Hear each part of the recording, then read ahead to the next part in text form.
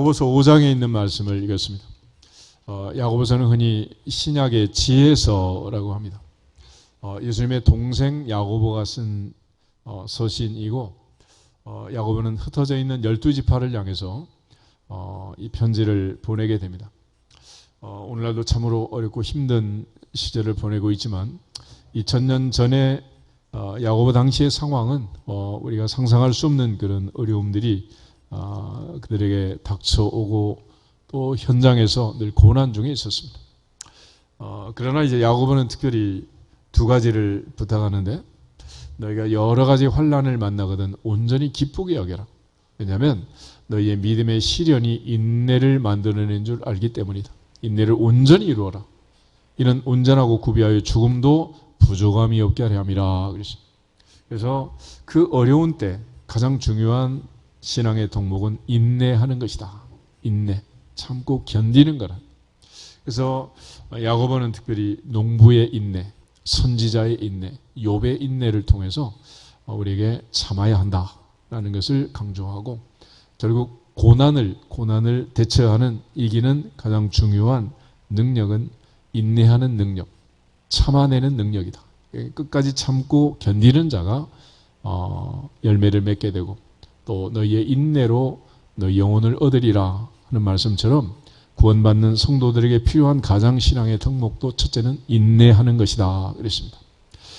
특별히 야고보는 인내의 표상으로 욥을 얘기하는데, 너희가 욥의 인내를 들었고 주께 주신 결말을 보았나니, 주는 가장 변치 않고 한결같은 분이다. 그래서 욥에게 갑절로 복을 주신 그 주님은 오늘날도 우리에게 은혜를 주시고 또 기뻐하시지만은 그 혜택은 인내하는 자가 받는다. 욥이 결말을 볼 때까지 인내했던 것처럼 끝까지 인내할 수 있기를 축복합니다. 동시에 이제 또 하나는 지혜를 강조해. 지혜. 너희 중에 누구든지 지혜가 부족하거든 모든 사람에게 후히 주시고 꾸짖지 아니하시는 하나님께 구하라. 그러면 주시리라. 그런데 그 지혜를 구할 때 특별히 야고보는 기도에 대해서 많은 강조를 했고, 5장에도 이제 기도에 대한 말씀이 계속되고 있는데, 가장 중요한 주의사항은 오직 믿음으로 구하고 조금도 의심하지 말아라. 의심하는 자는 마치 바람에 밀려 요동하는 바닷물결 같으니 이런 사람은 아무것도 주께 얻기를 생각하지 말아라. 두 마음을 품어 모든 일에 정함이 없는 자다 그랬습니다. 특별히 하나님 앞에서 우리 모두가 다 신앙의 수준은 결국 고난을 견디는 수준, 이겨내는 수준이라고 할 수 있고, 하나님께서 우리에게 이 고난을 주시는 것은 결국 우리에게 복 주시기 위함이다라는 것을 기억하시면 좋겠습니다. 그래서 우리가 흔히 고난은 위장된 축복이라고 합니다. 고난은 위장된 축복이다 그렇게 말하는데, 특별히 이스라엘 백성들의 삶의 여정에서 여러 가지 고난이 많지만은 광야 40년이라는 이 여정을 우리가 대표적으로 잘 기억을 하고 있습니다. 하나님께서 에덴에서 아담과 하와를 살게 했지만 그들은 불순종함으로 쫓겨났고, 가시 엉겅퀴가 있는 이 세상에서 고통의 바다에 떨어져서 고통스러운 인생을 살고 있는 거예요. 그런데 하나님께서 이처럼 고난을 주시는, 고난 프로그램을 돌리시는 이유는 뭐냐? 그러면 우리에게 복을 주기 위함이다. 복 주시기 위함이다. 신명기 8장을 한번 보시고요. 신명기 8장. 우선은 이스라엘 백성들이 광야에서 40년이나 살았는데, 하나님이 그들에게 이 고난의 현장에서 원하시는 것은 가나안 땅에 들어가 사는 것입니다. 그런데 그 땅에 들어가 살면서 너무 쉽게 은혜를 받으면 또 빼앗기게 되니까 하나님께서 고난을 통해서, 훈련을 통해서, 연단을 통해서 복을 주는 그런 방법을 쓰신 거예요. 특별히 14절, 15절, 16절 이 세 절을 같이 한번 보겠습니다. 내 마음이 교만하여 내 하나님 여호와를 잊어버릴까 염려하노라. 여호와는 너를 애굽 땅 종되었던 집에서 이끌어내시고 너를 인도하여 그 광대하고 위험한 광야 곧 불뱀과 전갈이 있고 물이 없는 간조한 땅을 지나게 하셨으며, 또 너를 위하여 단단한 반석에서 물을 내셨으며 내 조상들도 알지 못하던 만나를 광야에서 내게 먹이셨나니 이는 다 너를 낮추시며 너를 시험하사 마침내 내게 복을 주려 하심이었느니라. 아멘. 하나님의 마지막 규약은 마침내 뭐 주시는 거다? 복을 주시는 거다. 근데 이 마침내 주시는 복을 너무 쉽게 받으면 빼앗기게 된다는 거예요. 한마디로 이 복이 떠나가게 되는 결정적 한 가지 단어가 있는데 그게 교만이라는 거예요. 교만. 근데 인간은 언제 교만하게 되느냐? 언제?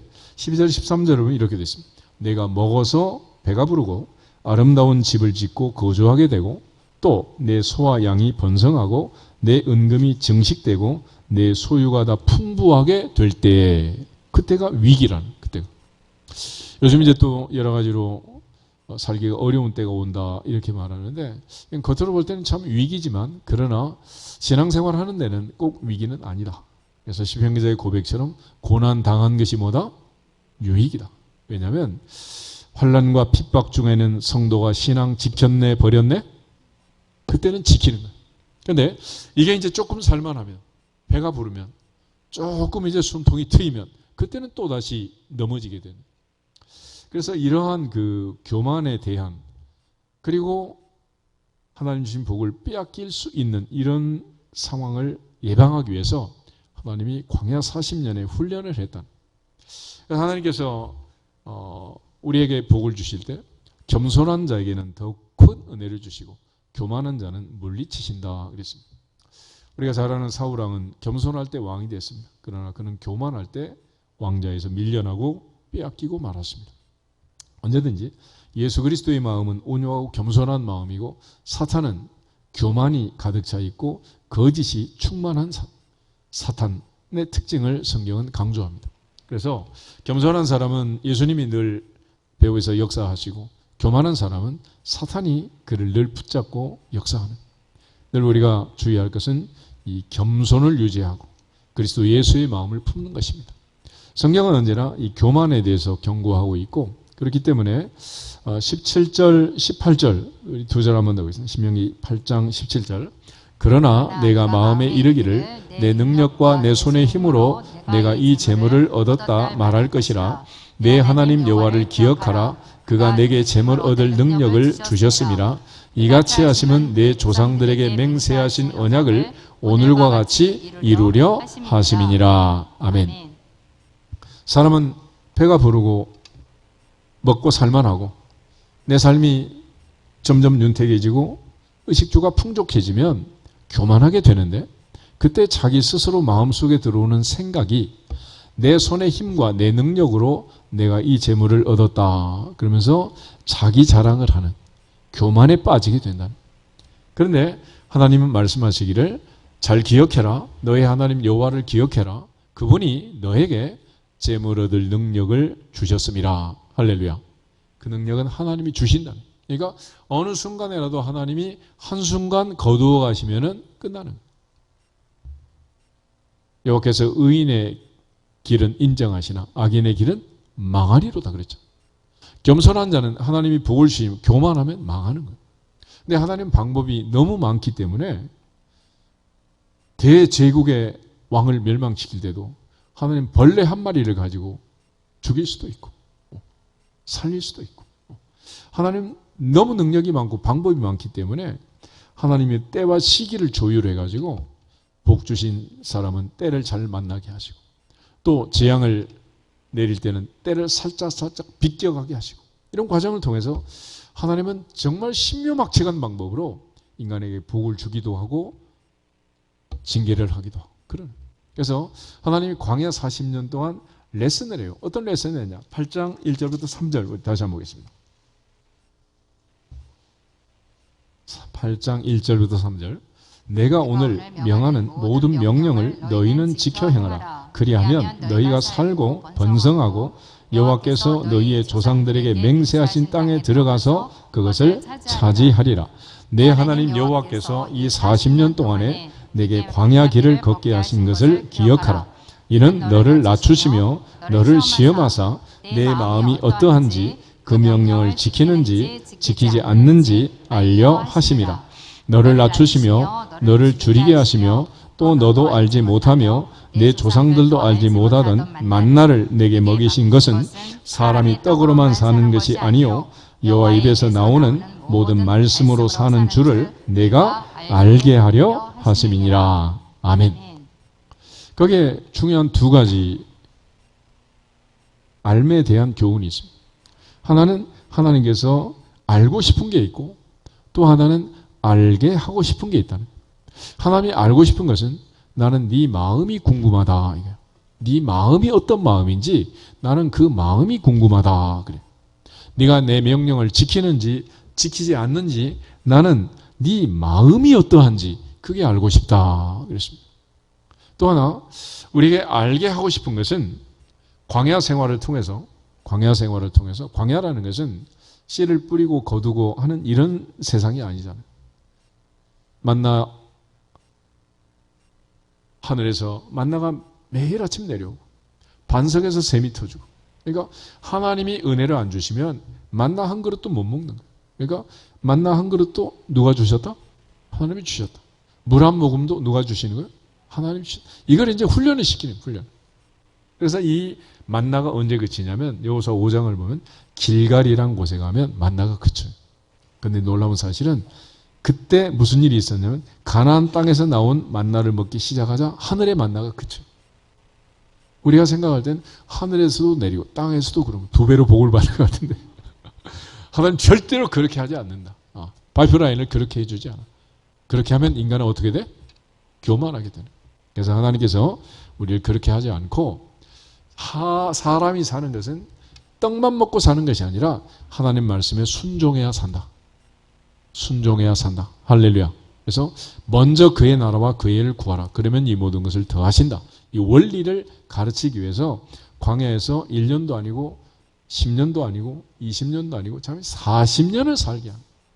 이렇게 해서 마침내 가나안 땅에 들어갔음에도 불구하고 BC 586년 그들은 바벨론 포로로 잡혀가고 또 그 땅을 빼앗기고 말았습니다. 그때까지 하나님이 수없이 많은 기회를 줘요. 여러 왕들을 세워서. 그렇지만 그들은 결국 하나님이 주시는 그 은혜를 다 저버리고 나라를 빼앗기고 성전이 불에 타는 그 끔찍한 상황을 경험합니다. 그러니까 인간은 보통으로 훈련이 돼가지고는 이게 안 되는 거예요. 그래서 하나님께서 은혜를 주신 자는 기도 제목이 떨어지지 않는 거예요. 그 기도 제목은 다시 말해서 고난이라는 것입니다. 고난. 사탄은 우리를 향해서 물질을 가지고 자녀들로 질병과 병마로 인간관계로 흔들어대지만 반대로 하나님께서도 이런 루트를 통해서 우리에게 복을 주시는 재물을 얻을 능력을 주시고 이 모든 것을 우리에게 더해 주시겠다 약속하시고 또 기업을 하신 자녀들의 인생을 대를 이어서 복의 복을 주시기로 약속하시고 또 우리가 이 땅에 사는 동안 영혼이 잘된 같이 범사가 잘되고 건강하도록 건강도 지켜주시고 할렐루야. 또 하나님과 우리 사이에 사람과 사람 사이에 막힌 담을 허시고 또 하나님과 우리가 교통하면서 행복하게 살 수 있도록 은혜를 주시는 거예요. 그런데 하나님이 주신 그 은혜를 사탄은 또 가만히 보고만 있지는 않는 거예요. 하나님께서 욥에게 복을 주셨을 때 사탄은 계속 그걸 흔들어대고 테스트를 하도록 유도하고 그래가지고 전 재산이 없어지고 아들 7, 딸 3이 하루아침에 세상을 떠나고 내 몸이 병들어서 머리부터 발끝까지 악창이 나가지고 기왓장으로 몸을 긁어도 시원찮을 만큼 가려운 이 통증과 독증과 악창이 나가지고 그 고통 속에 떨어지도록 그리고 아내는 하나님을 욕하고 죽어라 악담을 하고 새 친구는 그 똑똑한 논리를 펴면서 3대1로 공격을 하고 억장이 무너지는 이 기가 막힌 상황이 지속되죠. 그런데 문제는 우리가 그러한 고난 속에서도 욥처럼 주신 자도 여호와 취하신 자도 여호와 하나님의 절대주권을 인정하고 입술로 범죄하지 않는 그 욥의 인내와 지혜와 믿음을 성경은 우리에게 강조해 주고 그런 차원에서 복을 주시는 분도 화해를 주시는 분도 하나님이고 내 인생의 모든 결정권은 전능자에게 있느니라. 전능자에게 있느니라. 이것을 알게 하는 거예요. 그래서 내 인생에 하나님이 항상 계신다라고 사는 사람은 지혜로운 사람, 행복한 사람이 되고 하나님이 없는 것처럼 그렇게 극단적인 삶을 살면 불행한 사람이 되는 거예요. 오늘 야고보의 가장 중요한 핵심은 이제 믿음이라는 것인데 야고보가 강조하는 믿음은 어떤 믿음이냐? 이거는 형식적인 말로만 하는 지적인 믿음이 아니라 행동하는 믿음, 살아있는 믿음, 실천하는 믿음, 진짜 믿음을 얘기하고 있습니다. 야고보서 2장을 보시면 17절에 이와 같이 행함이 없는 믿음은 그 자체가 죽은 것이다 그랬습니다. 이와 같이가 뭐냐 그러면 14절, 15절, 16절에 보면 설명이 나와 있어요. 형제나 자매가 헐벗고 고생을 하고 있는데 옷 좀 따뜻하게 입고 다니라. 밥 좀 잘 먹고 다니라. 말로는 얼마든지 할 수 있죠. 그렇지만 더 중요한 것은 옷도 한 벌 사주고 밥도 한 그릇 사주고 그러라는 그것이 믿음이지 말로만 하면 무슨 의미가 있겠냐라는 거죠. 그래서 복음이 전파되는 모든 곳에 우리가 하나님이 주신 의식주의 문제가 해결이 되고 또 그것이 같이 가는 거예요. 같이. 그래서 하나님의 나라가 확장되고 신앙을 가지고 사는 민족, 나라들은 하나님이 또 복을 주시는 거죠. 마지막 26절에 보면 영혼 없는 몸이 죽은 것 같이 행함이 없는 믿음은 죽은 것이다. 그러니까 야고보가 강조하는 믿음은 행동하는 믿음, 실천하는 믿음, 진짜 믿음을 얘기하는데 그 믿음은 언제 알 수 있느냐? 그러면 고난이 왔을 때, 환난이 왔을 때, 어려움이 왔을 때 이제 드러나게 된다는 거죠. 이 중에서 마태복음 7장 마지막 산상순을 마치면서 두 가지 결론을 내립니다. 나의 이 말을 듣고 행하는 사람은 그 집을 반석 위에 지은 지혜로운 사람이다. 그렇지만 나의 이 말을 듣고도 행하지 않는 사람은 그 집을 모래 위에 지은 어리석은 사람이다. 왜냐하면 반석 위에 지은 집은 비가 내리고 창수가 나고 바람이 불고 심하게 부딪혀도 흔들리지 않는다. 근데 모래 위에 지은 집은 바람이 불고 비가 내리고 창수가 나고 홍수가 터지고 태풍이 불면 다 무너진다는 거죠. 평소에는 가로수가 잘 심어 있는지 뿌리가 깊은지 얕은지 알 수가 없죠. 그런데 비바람이 치고 태풍이 불면 다 이제 드러나게 되는 거예요. 그래서 하나님께서는 이 환난을 통해서 테스트를 하기도 하고 또 우리를 연단하기도 하고 그러는 거죠. 그런 차원에서 사도 베드로는 이 고난에 대하여 특별히 이제 우리에게 교훈을 주는 게 있는데 야고보 다음에 베드로 전서 4장을 한번 찾아보겠습니다. 12절에서 16절. 거기를 보면 고난이 올 때 원인이 있고 또 우리가 어떻게 대처해야 할 것인가라는 그 권면들이 나와 있습니다. 12절 보겠습니다. 사랑하는 자들아 너희를 연단하려고 오는 불시험을 이상한 일 당하는 것 같이 이상히 여기지 말고 오히려 너희가 그리스도의 고난에 참여하는 것으로 즐거워하라. 이는 그의 영광을 나타내실 때에 너희로 즐거워하고 기뻐하게 하려 함이라. 너희가 그리스도의 이름으로 치욕을 당하면 복 있는 자로다. 영광의 영 곧 하나님의 영이 너희 위에 계심이라. 너희 중에 누구든지 살인이나 도둑질이나 악행이나 남의 일을 간섭하는 자로 고난을 받지 말려니와 만일 그리스도인으로 고난을 받으면 부끄러워하지 말고 도리어 그 이름으로 하나님께 영광을 돌리라. 아멘. 고난의 원인이 나 때문에 내가 저지른 잘못, 내가 저지른 죄악 때문에 그런 고난을 당해서는 안 된다라고 말했습니다. 근데 욥처럼 이유 없이 고난을 당하면 내가 그럴 만한 사연이 없는데 내게 갑자기 이런 환난이 왔다면은 그거는 하나님의 특별한 연단, 섭리, 계획 속에 있다. 그러므로 그리스도의 고난에 참여하는 것으로 기뻐하고 그 고난 받음을 그리스도 때문에 받는 고난을 부끄러워하지 말아라. 그래서 바울도 디모데에게 내가 그리스도 안에 갇힌 것을 부끄러워하지 말고 때를 얻든지 못 얻든지 복음을 전하라. 이런 이제 담대한 명령을 하는 거죠. 이처럼 고난은 내가 잘못해서 오는 경우도 있고 또 하나님의 연단, 하나님의 계획 속에 오는 그런 훈련적인 기능을 가지고 있습니다. 그래서 어떻게 오든지 일단 13절을 보시면 너희 중에 고난당하는 자가 있느냐 그는 기도할 것이요 즐거워하는 자가 있느냐 그는 찬송할지니라 그랬습니다. 그래서 말하는 것은 너희 중에 그랬습니다. 신앙생활하고 교회생활 하는데도 고난이 올 수도 있고 즐거운 일이 있을 수도 있다. 그러니까 1년 365일 뭐 날마다 날씨가 좋을 수는 없잖아.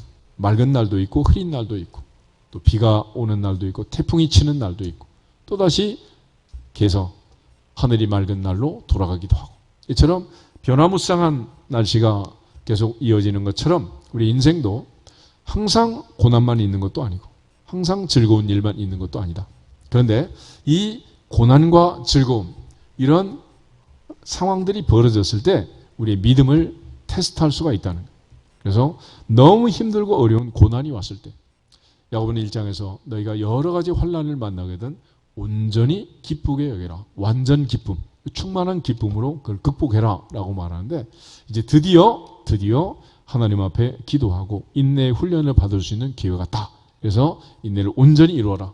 그보다 좋은 일이 어디 있느냐, 이렇게 말해요. 그러니까 우리가 이제 이러한 그 고난을 당할 때, 고난 당한 것이 내게 유익이라 그렇게 되려면 시편기자의 고백처럼 그것 때문에 내가 주의 율례를 배우게 되었습니다. 그 전에는 그릇 행하였더니 이제는 주의 말씀을 지키게 되었습니다. 고난 이전과 이후, 비포 애프터가 완전히 이제 확실하게 달라진 전환점을 만들면 그것이 유익하니라. 그 고난은 유익하니라. 그렇지만 고난을 당했는데도 깨달음이 없고 아무 변화가 없다면 고생만 바가지로 한 거지. 고난의 의미가 뭐가 있겠어? 아무 의미가 없는 거예요. 그래서 이 고난 중에 이 고난을 이기는 가장 중요한 믿음의 표시는 뭐냐? 기도하는 거라. 기도. 그러니까 아무리 어렵고 힘든 일이 왔어도 내 인생의 이 고난을 하나님 앞에서 하나님 신 은혜로 믿음으로 극복해 내려는 하나님과의 줄을 붙들고, 고난이 왔다고 해서 하나님 앞에서 멀어져 가지 않는 이것이 믿음이라. 또 반대로 큰 기쁨이 있고 즐거움이 있으면 신명에서 봤던 것처럼 마음이 교만해가지고 하나님을 잊어버리고 마치 내 손의 힘과 능력으로 내가 이 재물을 얻은 것처럼 교만하면 한순간에 사라져요. 다니엘 4장에 보면 대제국의 바벨론의 왕 느부갓네살이 하나님 앞에서 내 손의 힘과 능력으로 내가 이 제국을 건설했다 하는 순간 그가 들짐승처럼 쫓겨나고 손톱이 새 발톱처럼 길어지고 머리털이 짐승털처럼 길고 이러면 몰골이 흉악한 이런 쫓겨나는 일을 당하게 됩니다. 하나님 앞에서 교만하면 안 된다는 것이. 그런 차원에서 성경은 이 고난이 왔을 때도 즐거움이 왔을 때도 어떤 일이 벌어지든지 그것들이 내 신앙을 흔들면 안 된다는 거예요. 1년 365일 날씨가 신앙생활 하는데 예배 드리는데 영향을 주면 된다 안 된다? 그건 안 되는 거예요. 그런데 우리는 날씨의 영향을 얼마나 많이 받는지 예수님 오신 날짜는 정해졌다 그래. 비 오는 수요일 날 저녁 예배 시간에. 그러니 이게 얼마나 이게 사람이 유치하냐면 유치. 날씨가 조금만 좋아도, 날씨가 조금만 흐려도 그것들이 우리한테 영향을 주는 영향. 그래서 우리가 평소에는 신앙생활 잘하고 봉사 잘하는 사람도 너무 힘든 일이 있으면 오히려 그냥 교회를 안 나오는 사람이 있어요. 또 너무 기쁘고 즐거운 일이 있으면 그래 또 안 나오는 사람이 있단 말이에요. 그렇지만 그것들이 우리의 예배를 방해하지 않기를 축복합니다. 그러니까 신앙은 한결같아야 되는 거예요. 그래서 고난 중에는 기도함으로 하나님의 보좌 앞에 믿음의 줄을 붙들고, 즐거운 일이 있을 때는 찬송함으로 믿음의 줄을 붙들고, 할렐루야. 그래서 고난의 의미도 즐거움의 의미도 하나님 앞에서 하나님의 뜻을 분별하고 해결하는 거죠. 그런데 하나님 없는 사람들은 고난을 당하면 당한 대로 힘들고 좋은 일이 있으면 좋은 일이 있는 대로 또 망하는 거예요. 하나님 없는 흥함, 이거는 절대로 좋은 일이 아니단 말이에요. 그래서 하나님 앞에서 적당하게 하나님께서 때로는 고난과 즐거움을 통해서 우리 인생을 조율하시는 겁니다. 전도서 7장을 한번 찾아보겠습니다. 13절 14절.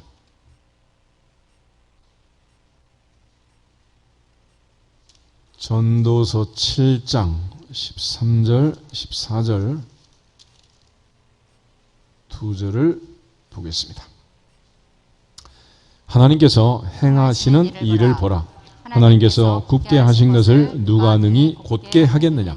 형통한 날에는 기뻐하고 곤고한 날에는 되돌아보아라.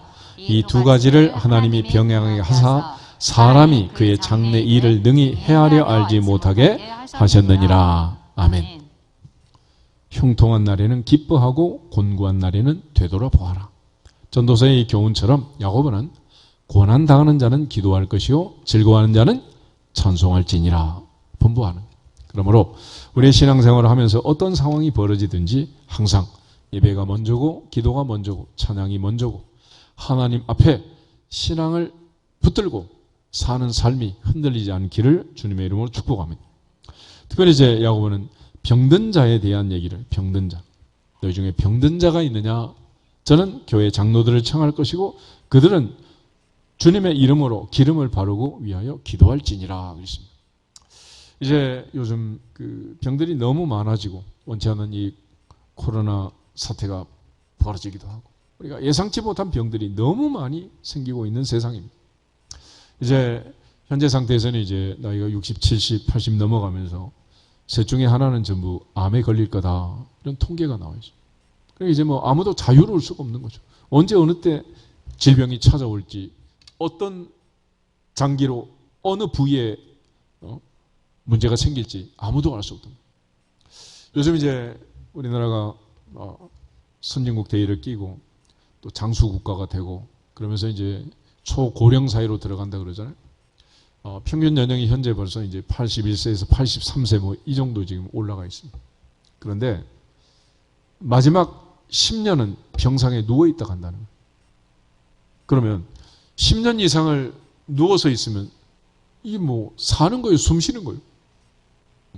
그러니까 마지막 날까지 모세처럼 등산하고 건강하게 마무리할 수 있도록 내 몸을 내가 움직여야 되는 거예요. 건강은 뭐냐? 내가 내 몸을 움직이는 거잖아요. 그래서 내가 마지막 날까지 화장실 왔다 갔다 하고 내가 혼자 샤워하고 옷 갈아입고 하나님께 기도하고 부름받을 수 있으면 할렐루야. 그보다 좋은 게 어디 있겠어. 근데 내 몸을 내가 이제 움직이지 못하고 아기 때 뭐 엄마 할머니 뭐 기저귀 갈아주고 했지만 나이 많아 늙었는데 사람이 그렇게 되면 이게 사람이 이게 얼마나 참 품위 유지가 되겠어 이게. 그러니까 마지막까지 건강하시기를 축복합니다. 우리 서로 한번 인사하시죠. 마지막 날까지 건강합시다. 마지막 날까지 건강합시다. 그러면 가장 행복한 거예요. 그 마지막이 언제든지 그건 상관이 없어. 근데 이 마지막이 올 때까지 계속 이렇게 되면 얼마나 힘들어. 그러니까 뭐 운동을 하라 그러면 무슨 막 농구 선수, 축구 선수, 야구 선수가 돼가지고 막 그렇게 하라는 게 아니에요. 그저 내 몸을 내가 움직이면 되는 거예요. 움직이면. 그러니까 걸으면 살고 누우면 죽는다. 그런 말처럼 자기가 자기 몸을 움직이면 되는 거예요. 근데 그걸 안 해가지고 늘 이제 문제가 생기는 거죠. 뭐. 그래서 그럼에도 불구하고 이제 병이 오면 히스기야처럼 하나님께 기도해서 생명을 15년 연장하는 경우도 있고 아사처럼 의사만 찾다가 이제 문제가 생기는 경우도 있고 그래서 마지막까지 우리가 건강하든지 병이 들었든지 내 인생에는 전능하사 천지를 만드신 하나님 아버지를 내가 믿습니다. 내가 믿습니다. 그 믿음의 줄을 놓지 말란 말이에요. 그러면 하나님께 믿음으로 기도하면 하나님께서 좋은 의사를 만나게 하든지 좋은 약을 만나게 하든지 아니면 기적적으로 고치시든지 그는 하나님께서 하실 일이고 내가 할 일은 어떤 상황에서도 고난 중에는 기도하고 즐거움 중에는 찬송하고 특별히 병 중에는 장로님들 청해서 하나님께 기도하고 기름을 바르고 주님 주시는 은혜로 건강하게 되는 그것이 우리의 믿음이니라. 할렐루야. 그렇게 하라는. 지금 이제 그 교단별로 총회가 열리는 시즌이 됐는데 여기서 말하는 장로라는 말은 이제 교회 장로라고 얘기했는데 오늘날 장로님들 얘기한 건 아니고 베드로전서 바로 야고보서 다음에 이제 베드로전서가 있는데 5장 한번 보세요. 5장 1절 한 절만 보겠습니다. 5장 1절에 보시면은 너희 중 5장 1절 아직도 바람 소리가 난다. 바로 뒤인데 베드로전서 5장 1절 너희 중 장로들에게 권하노니 나는 함께 장로된 자요 그리스도의 고난의 증인이요 나타날 영광에 참여할 자니라. 아멘. 베드로는 자기를 장로라고 합니다. 요한도 나는 장로라고 얘기를 해요. 그래서 베드로, 요한 사도들 특별히 하나님이 부르시고 주님의 제자로 사도의 직분을 맡은 그들을 스스로가 이제 장로라는 표현을 쓰고 있습니다. 그래서 구약에서는 이제 연장자 뭐 이런 의미도 있지만은 여기서 특별히 말하는 것은 함께 장로된 자. 그래서 그리스도의 고난의 증인, 영광에 참여할 자 이런 표현을 쓰고 있습니다. 오늘날 이제 교회 헌법에서는 이제 이 장로를 두 반으로 나눠 가지고 교회를 대표하고 가르치고 양육하는 목회에 전념하는 분들을 목사님이라고 하고 또 교인의 25인의 대표로 이제 선정해 가지고 투표를 통해서 공동회 통해서 이제 임직하신 분들을 장로님 이렇게 해서 이제 총회도 노회도 이제 당회도 목사님과 장로님들로 이제 구성이 되는 것입니다. 그래서 이제 두 반으로 이제 나눠 가지고 목사님 반, 장로님 반 이렇게 나누지만 여기서 말하는 장로는 그게 아니고 이제 초대교회 성경에 나와 있는 이제 명칭들이죠. 그래서 이 장로라는 명칭을 좋아하는 사람들은 장로교를 이루고 장로교단을 세워서 이제 오늘날 교회 정치를 하는 것이고, 그다음에 이제 감독이라는 묘연이 있어. 감독이라는 말을 좋아하는 사람은 감리교로 이제 감독제도라 그러잖아요. 감리교를 이루는 거지. 사도행전 20장 한번 보실까요? 사도행전 20장. 사도행전 20장에 보면 17절에 바울이 이제 마지막 예루살렘으로 가면서 에베소 교회 장로들 청에서 이제 이별을 하게 됩니다. 17절에 보면 바울이 밀레도에서 사람을 에베소로 보내어 교회 장로들을 청하니 그랬습니다. 그리고 그들에게 이제 마지막 고별 인사를 하는 거예요. 그러면서 마지막 이제 고백을 하는데 26절부터 28절을 같이 한번 보겠습니다. 26절. 그러므로 오늘 여러분에게 증언하거니와 모든 사람의 피에 대하여 내가 깨끗하니 이는 내가 꺼리지 않고 하나님의 뜻을 다 여러분에게 전하였습니다.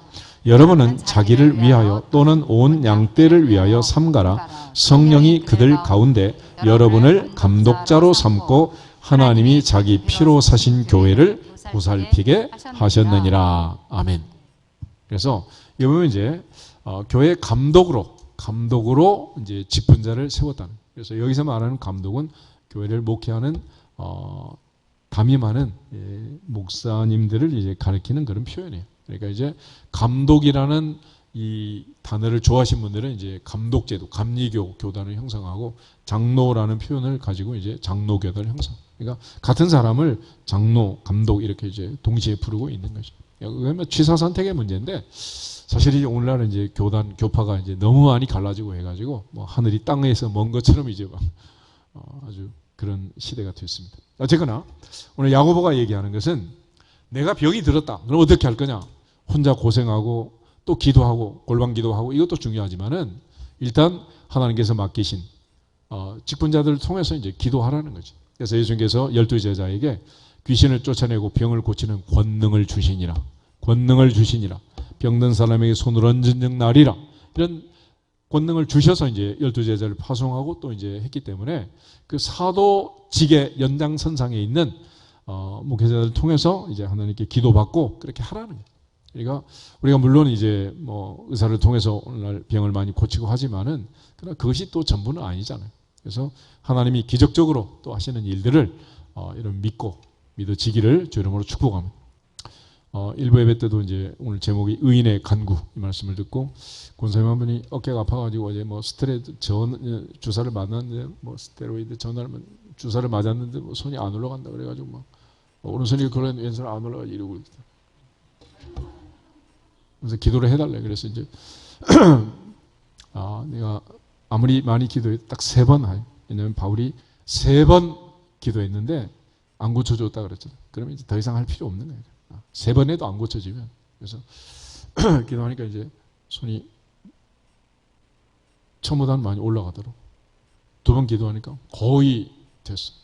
그러니까 이제 시간이 벌써 이제 12시, 11시, 10시 한 40분 넘어가니까 이제 2부 예배 또 준비해야 되니까 나를 염려하시는 거지. 그래서 가시려고 그러더라고. 그래서 가시려면 가시고 한 번 더 하면 나을 것 같은데. 그랬더니 해주면 좋은데 미안해서 어쩌고저쩌고. 걱정하지 마시고 한 번 더 이제 마지막 기도를 했더니 그 다음에 오른손 왼손 균형을 맞춰가지고 할렐루야. 문제는 예수 그리스도의 이름으로 기도하고 그 이름이 안전병기를 일으킨 것처럼 우리가 진짜로 믿으면 진짜로 낫고 가짜로 믿으면 나은 척 해야 되는 거예요. 그러니까 기도하는 사람도 기도를 받는 사람도 의심하지 말지어다. 의심하지 말지어다. 그래서 우리가 치유 기도를 하고 또 병을 고쳐줄 때 제일 중요한 건 믿음이야. 믿음. 하나님이 낫게 하실 줄로 믿습니다. 고치실 줄로 믿습니다. 믿음이 중요한 거고 또 하나 중요한 거는 마귀가 틈을 트지 않도록. 마귀는 언제 틈을 타느냐? 항상 마귀는 분노하는 틈을 타게 있어요. 에베소 4장 잠깐 보실까요? 에베소서 4장.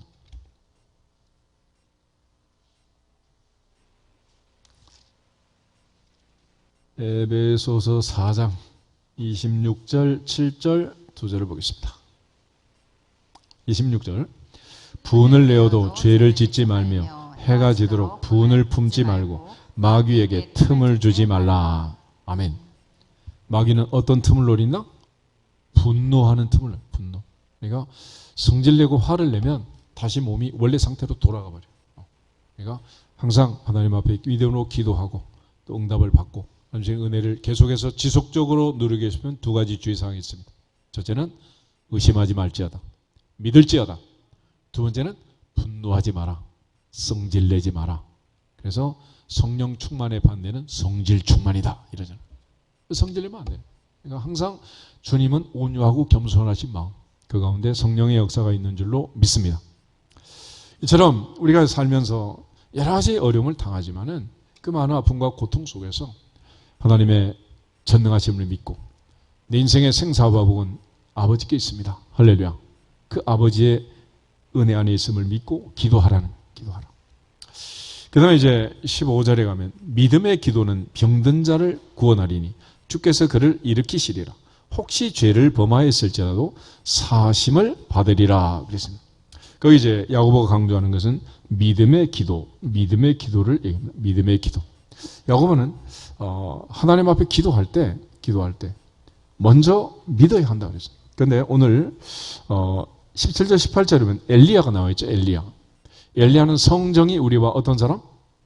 똑같은 사람. 그런데 엘리야는 첫째 비 오지 않게 해주세요. 그래서 3년 6개월 동안 비가 그쳤습니다. 근데 그 뒤로 다시 비가 오게 해주세요. 그러면서 간절히 기도하니까 하늘이 비를 주셨다는 거예요. 그런데 여기서 믿음의 기도는 병든 자를 구원한다. 그를 일으키신다. 혹시 죄를 범했을지도 사심을 받는다라고 얘기해요. 그리고 우리가 하나님 앞에 기도하면서 특별히 병든 사람을 위해서 기도할 때 병자의 상태나 병의 중함이나 차도가 있는 이것도 중요하지만은 또 이 사람이 무슨 죄를 지었느냐, 부모의 죄입니까, 자기의 죄입니까, 이런 거 따지는 게 중요하지 않다는 거예요. 믿음의 기도라는 것은 전능하신 하나님을 믿고 아버지 하나님께 기도하는 것이다. 할렐루야. 그래서 너희는 이렇게 기도하라. 하늘에 계신 우리 아버지요. 그러니까 기도는 아버지께 하는 거예요. 그러니까 하나님이 개입하시면 감기 환자나 말기 암 환자는 똑같은 거예요. 하나님 고치시면 뭐 중병도 죽은 자도 살리는데 뭐 죽어가는 자를 살리는 거나 지금 뭐 감기 환자 고치는 거나 마찬가지야. 그러니까 우리가 생각할 때 이거는 어렵고 이거는 쉽고 그러지 하나님 앞에는 마찬가지니라. 할렐루야. 그래서 전능하신 하나님, 그 하나님께 기도하는 거예요. 아브라함에게 창세기 17장 하나님이 찾아오셔서 이렇게 말합니다. 아브라함아, 나는 전능한 하나님이다. 너는 내 앞에서 행하여 완전하라 그랬어요. 바로 로마서 4장에서 아브라함의 하나님을 이렇게 표현합니다. 그가 믿은 바 하나님은 죽은 자를 살리시고 없는 것을 있는 것 같이 부르시는 분이다. 그래서 죽은 자를 살리시는 그 하나님, 무에서 유를 창조하시는 창조주 하나님, 그 하나님을 믿는 사람은 아브라함의 자손이다. 아브라함의 조손이다. 아브라함과 함께 복을 받느니라. 그래서 우리가 아브라함의 자손이 되는 복을 받기 위해서 중요한 첫 번째 특징은 아브라함의 믿음을 갖는 거예요. 근데 그 믿음은 뭐냐? 하나님 아버지를 믿는 거지 현상을 믿는 게 아니에요. 요사 갈렙처럼 하나님의 언약을 적과 꿀이는 그 땅을 주실 것을 믿는 거지 광야 1세대처럼 눈에 보이는 광야만 믿고 바라보고 원망하는 게 아니라면. 그러므로 눈에 보이는 것들이 어떠하든지 상황을 믿지 말고 약속을 믿을지어다. 말씀을 믿을지어다. 그것이 중요한 거죠. 그래서 내가 반드시 내게 복주고 복주며 너를 번성하게 하고 번성하게 하리라. 하나님께서 맹세할 자가 없으므로 자기보다 큰 자가 없으므로 자기의 이름을 걸고 맹세한 아브라함에게 약속한 대로 나는 반드시 너에게 복주고 복주며 너를 번성하게 하고 번성하게 하리라. 할렐루야. 그 말씀대로 하나님께서 복을 주실 줄로 믿습니다. 믿어질지어다. 하나님은 그 사람에게 역사를 하시는 거예요.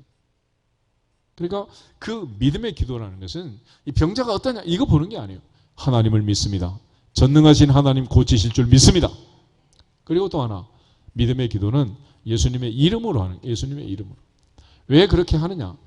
우리를 위하여 간구하시는 분이 두 분이 있는데 로마서 8장 보겠습니다. 로마서 8장 34절 먼저 한 절 보겠습니다. 로마서 8장 34절. 누가 정죄하리요? 죽으실 뿐 아니라 다시 살아나신 이는 그리스도 예수시니 그는 하나님 우편에 계신 자요 우리를 위하여 간구하시는 자시니라. 아멘. 우리를 위하여 간구하시는 분 누구? 예수님. 그래서 너희가 지금까지는 내 이름으로 구하지 아니하였으나 구하라 그리하면 받으리니 너희 기쁨이 충만하리라. 예수님 만찬석에서 마지막에 예수님의 인감 도장을 우리에게 주셨고 이제는 마음대로 그 도장 찍고 하늘 보좌로 우리의 기도가 올라갈 수 있도록 은혜를 주신 줄 믿습니다. 그래서 믿음의 기도라는 것은 예수님의 이름으로 기도하는, 예수님의 이름으로, 예수님의 이름. 그리고 세 번째, 우리를 또 간구하는 한 분이 있는데 그분이 성령님이에요. 26절 7절 보겠습니다. 로마서 8장 26절. 이와 같이 성령도 우리의 연약함을 도우시나니 우리는 마땅히 기도할 바를 알지 못하나 오직 성령이 말할 수 없는 탄식으로 우리를 위하여 친히 간구하시느니라. 마음을 살피시는 이가 성령의 생각을 아시나니 이는 성령이 하나님의 뜻대로 성도를 위하여 간구하심이니라. 아멘. 우리를 위하여 간구하신 분 또 한 분 계신다. 누구? 성령님이다. 성령. 그러니까 우리는 우리의 생각, 우리의 뜻대로 막 머리를 쪼아려가지고 문장을 만들어서 기도하는 게 아니에요. 우리는 몰라도 하나님의 성령이 인도하시는 대로 성령의 이끄심을 받아서 깊은 기도를 들을지어다. 하나님의 통달한, 깊은 것을 통달하는 성령의 역사가 우리에게 오면 하나님의 뜻을 분별하게 되고 하나님의 뜻을 따라 기도하게 되고 예수님처럼 나의 원대로 마시고 아버지 원대로 하옵소서. 할렐루야. 이런 기도를 드리게 된다는 거예요. 그런 차원에서 이제는 의인의 간구는 역사하는 힘이 많다. 할렐루야. 그러므로 전능하신 하나님 아버지 앞에 기도하면 역사하는 힘이 많으니라. 예수 그리스도의 이름으로 기도할 때 그 의인의 간구는 역사하는 힘이 많으니라. 우리가 알지 못하지만 성령의 인도하심을 받고 성령의 이끌림을 받는 우리를 간구하시는 성령의 도우심으로 간구하는 그 기도는 역사하는 힘이 많으니라. 그래서 의인의 간구, 믿음의 기도가 중요한 거예요. 그런 차원에서 믿음의 기도는 병든 자를 구원하리니 주께서 그를 일으키시리라. 혹시 죄를 범하였을지라도 사심을 받으리라 그랬습니다. 저처럼 하나님 앞에 전능하신 하나님을 믿고 예수 그리스도의 이름으로 성령의 도우심을 받아 기도하면 하나님 반드시 응답하실 줄로 믿습니다. 그런 차원에서 전능하신 하나님, 그 하나님을 믿어요. 우리가 믿음이라는 얘기를 하면 항상 돌아가서 점검할 분이 한 분이 있는데 그분이 누구냐? 믿음의 조상 아브라함. 아브라함은 어떤 믿음을 가졌을까? 이게 중요한 거죠. 우리 아브라함의 이제 스토리에서 가장 중요한 것은 하나님께서 아브라함에 계속 약속을 합니다. 내 씨로 인하여 만민이 복을 받을 거다. 내가 맹세한다. 복 주고 복 주며 번성하고 번성하게 하겠다. 이 많은 약속을 주셨어요. 약속을. 그런데 그 아브라함에게 하나님께서 마지막 테스트를 하는데 이삭을 모리아산에서 번제로 바치라는. 이삭을 통해서 만민이 복을 받고 하늘의 별처럼 바다의 모래처럼 많은 자손을 주겠다고 말씀하신 데가 엊그제인데 이번에는 아들 바치라는 거예요. 그럼 어떻게 해야 돼? 하나님이 갑자기 노망을 하신 것도 아니고 어떻게 하라는 거예요? 그래서 아브라함이 갈등을 할 것 같은데 믿음의 조상 아브라함은 갈등하지 않았습니다. 히브리서 11장을 보겠습니다. 야고보서 앞에 히브리서가 있어요. 멀리 가지 말고 야고보서 바로 앞에 히브리서가 있으니까 히브리서 11장 17, 18, 19 세 절 한번 보겠습니다.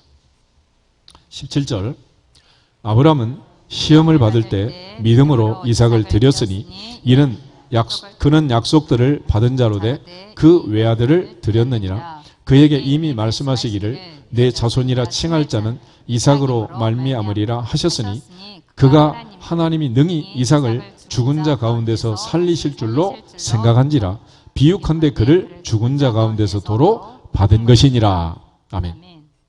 아브라함의 신앙은 죽은 자를 살리는 그것을 믿는 부활신앙이었다. 부활신앙. 그러니까 내가 내 아들을 하나님 명령대로 순종해서 바치면 하나님은 죽은 아들을 살려낼 줄로 믿습니다. 믿습니다. 그것이 아브라함의 믿음이었습니다. 그러니까 아브라함은 4,000년 전에 부활신앙을 가진 거예요. 기독교 신앙의 가장 근간이 뭡니까? 이게 바로 부활신앙 아니겠어요? 그래서 아브라함은 믿음의 조상이 된 거예요. 그러니까 우리가 부활신앙을 가지면 아브라함의 자손이니라 믿음 안에서 아브라함의 자손이니라. 할렐루야. 그러니까 아브라함의 자손이 되는 복은 아브라함과 같은 믿음을 갖는 거죠. 우리가 혈통적으로는 내 아들은 나와 DNA 검사하면 같아야 돼, 달라야 돼? 당연히 같아야지. 응? 마찬가지로 우리가 아브라함의 자손이라면 영적으로 DNA가 같아야 돼. 그 DNA 첫 번째가 뭐냐? 믿음. 아브라함과 같은 믿음을 가지면 아브라함의 자손이다. 할렐루야. 그러니까 아브라함처럼 믿으면 되는 거예요. 믿으면. 그리고 아브라함에게 있어서 또 하나 중요한 게 있는데 26장, 창세기 26장은 뭐죠? 창세기 26장에 아브라함의 아들 이삭에게 하나님이 이제 복을 주시는데 아브라함의 이삭에게 복을 줄 때 하나님께서 복 주시는 이유를 설명을 해요. 그 중에 2절부터 5절을 보겠습니다. 2절 여호와께서 이삭에게 나타나 이르시되 애굽으로 내려가지 말고 내가 내게 지시하는 땅에 거주하라. 이 땅에 거류하면 내가 너와 함께 있어 내게 복을 주고 내가 이 모든 땅을 너와 내 자손에게 주리라. 내가 내 아버지 아브라함에게 맹세한 것을 이루어 내 자손을 하늘의 별과 같이 번성하게 하며 이 모든 땅을 내 자손에게 주리니 내 자손으로 말미암아 천하 만민이 복을 받으리라. 이는 아브라함이 내 말을 순종하고 내 명령과 내 계명과 내 율례와 내 법도를 지켰음이라 하시니라. 아멘. 하나님께서 아브라함을 이삭에게 백배로 복을 주신 이유는 5절 때문이라. 근데 아브라함의 믿음은 또 하나 어떤 믿음이냐? 아브라함은 내 말을 어떻게 했다? 순종했다. 내 명령, 내 계명, 내 율례와 내 법도를 지켰다. 순종하고 지켰다는 거예요. 지켰다. 하나님의 말씀을 듣고 지켜 행하는, 청종하는, 순종하는 믿음.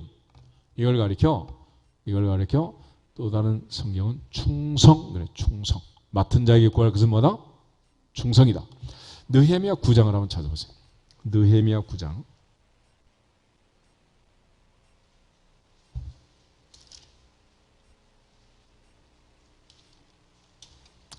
(738페이지) 구약성경 738 6, 7, 8절을 보겠습니다.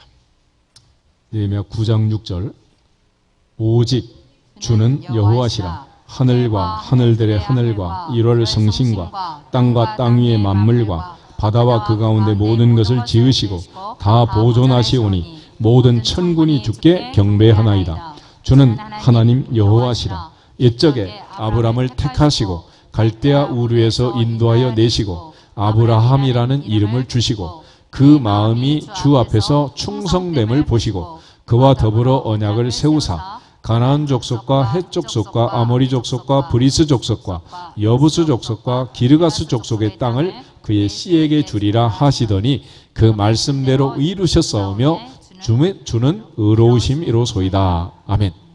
그 말씀대로 이루셨사오매 주는 의로우심이로소이다. 근데 8절 그의 마음이 주 앞에서 뭘 보시고? 충성됨을 보시고. 할렐루야. 아브라함은 그 말씀과 계명과 율례와 법도를 듣고 지켜 행했습니다. 그것을 충성이라. 아브라함의 순종. 그러니까 아브라함은 전능하신 하나님을 믿을 뿐만 아니라 또 그는 하나님의 명령에 순종했다. 아들 바쳐라 하는 말씀에 순종했어. 어떻게 했느냐? 부활신앙으로, 오직 믿음으로. 그러므로 바울이 주께서 나를 충성되이 여겨 직분을 맡기시다 그렇게 얘기했는데 또한 한 사람 한 사람 오늘도 우리를 충성되이 여기시고 하나님 앞에 주신 직분 책임 사명 잘 감당하고 더불어서 하나님께서 아브라함을 그 마음을 충성되게 여기신 것처럼 한 사람 한 사람 하나님 앞에 충성할 수 있기를 주의 이름으로 축복합니다. 그래서 믿음의 조상 아브라함 같은 부활신앙을 가지고 아브라함처럼 아들 바쳐라 그래도 충성할 수 있는 그 충성의 DNA가 있는 그 사람은 아브라함의 자손이라는. 그러면 그 아브라함의 자손에게 어떤 일이 벌어지냐? 아브라함과 똑같은 일이 벌어진다는. 갈라디아서 3장 다시 보겠습니다. 갈라디아서 3장.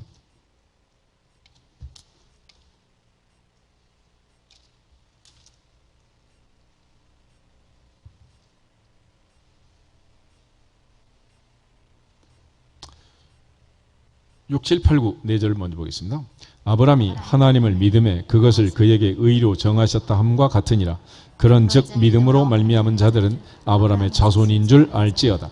또 하나님이 이방을 믿음으로 말미암아 의로 정하실 것을 성경이 미리 알고 먼저 아브라함에게 복음을 전하되 모든 이방인이 너로 말미암아 복을 받으리라 하였느니라.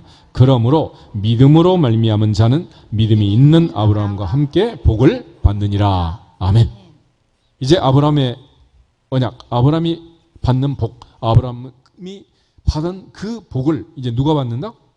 내가 받는다. 내가. 우리는 아브라함과 함께 복을 받는. 왜냐? 아브라함이 가진 그 믿음을 가진 우리는 아브라함의 자손이 되었고, 믿음 안에서 아브라함과 같은 DNA를 가진 우리는 아브라함과 함께 복을 받는다는. 28절, 29절 마지막 두 절을 더 보겠습니다. 3장 28절 너희는 유대인이나 헬라인이나 종이나 자유인이나 남자나 여자나 다 그리스도 예수 안에서 하나이니라. 너희가 그리스도의 것이면 곧 아브라함의 자손이요 약속대로 유업을 이을 자니라. 아멘. 남자 여자 관계가 없어. 그러므로 이제는 아브라함의 자손, 아브라함과 함께 받는 복은 누구의 복이다? 누구의 복? 나의 것이라면 나의 것. 믿어지시기를 축복합니다. 이게 튀어나오지 않으면 이거 문제가 있는 거야. 하나님께서 자기 자신을 이름을 걸고 맹세해서 내가 반드시 복주고 복주며 너를 번성하게 하고 번성하게 하리라. 할렐루야. 그 사실을 믿고 기도하는 거야. 믿고. 그러므로 눈에 보이는 현상이 광야든 포로 생활이든 뭐 아무 관계가 없는 거예요. 하나님은 약속하신 대로 주신다 안 주신다? 주신다면. 그런 차원에서 의인의 간구는 역사하는 힘이 많다고 그랬어요. 지난 생활에 기도에 서 얘기했던 것처럼 의인의 간구라는 것은 하나님과 나서의 관계를 수직적으로 푸는 먼저 회개가 먼저. 두 번째는 수평적으로 사람 사이의 용서로서 푸는 것입니다. 세 번째는 야고보가 말한 것처럼 오직 믿음으로 기하고 조금도 의심하지 않는 거예요. 산을 향하여 바다에 던져지라 말하고 말하는 것이 이루어질 줄 믿고 의심하지 않으면 그대로 되리라. 그대로 되리라. 누구든지 그대로 되리라. 무엇이든지 그대로 되리라. 할렐루야. 그리고 서로 기도해라. 서로 고백해라. 서로 기도, 서로 고백, 의인의 간구. 두세 사람이 내 이름으로 모인 곳에 나도 그들 중에 있나. 합심기도예요. 합심기도. 그래서 우리가 예배 시간에 말씀 듣기 전후에 합심기도를 하는데 이게 왜 중요하냐. 혼자 기도하는 것도 필요하죠. 골방 기도도 필요하고 은밀한 기도도 필요하고. 그렇지만 혼자 기도할 수 있는 사람은 그렇게 많지가 않아요. 아이들 공부할 때 혼자 공부해서 대학까지 들어가는 애들, 그들에게 주는 학위를 독학사 그래. 독학사. 독학사로 해서 대학 졸업증을 받는 애들 보통 독한 애들이 아니야. 찬양도 마찬가지지. 혼자 연습해서 혼자 잘하는 그런 애들은 보통 독한 애들이 아니야. 우린 전부 다 평범하게 다 같이 학교 가서 같이 공부해야 공부하는 거고, 공부하다가도 뭐 잠자고 놀고 하는데 뭐. 그러니까 하나님이 주신 은혜 안에서 합심해서 기도하는 거예요. 그러니까 우리가 가장 많이 열정적으로 기도할 수 있는 시간은 언제냐? 분위기를 만들고 같이 기도할 때. 할렐루야. 이 시간이 가장 좋은 거예요. 이 시간. 그래서 합심 기도하고 또 그렇게 할 때 하나님은 나는 너를 위해서 너는 나를 위해서 우리가 공통의 기도 제목을 가지고 기도할 때 가장 들으시고 응답하신 줄 믿습니다. 이처럼 합심 기도하는. 그래서 모세가 아말렉을 물리칠 때 아론과 훌이 붙들고 합심 기도로 물리친 거잖아요. 그걸 여호와한테 알려주라 그랬잖아요. 지가 잘해서 이긴 거 아니고 합심해서 기도해서 이긴 거다. 그리고 초대교회가 합심해서 오로지 기도할 때 오순절에 성령의 충만함이 임하고 초대교회 놀라운 기적 같은 일들이 일어나게 된 줄로 믿습니다. 이처럼 하나님 앞에서 우리가 오늘도 믿음의 기도, 의인의 간구, 이 약속의 말씀을 붙들고 엘리야처럼 기도하면 하늘을 열고 하늘을 닫는 하나님이 친히 하늘을 창조하시고 땅을 창조하신 그분이 하늘도 열어주시고 바람과 바다도 잔잔하게 하시고 너희 말이 내 귀에 들린 대로 행하리라 약속하시고 응답하실 줄 믿습니다.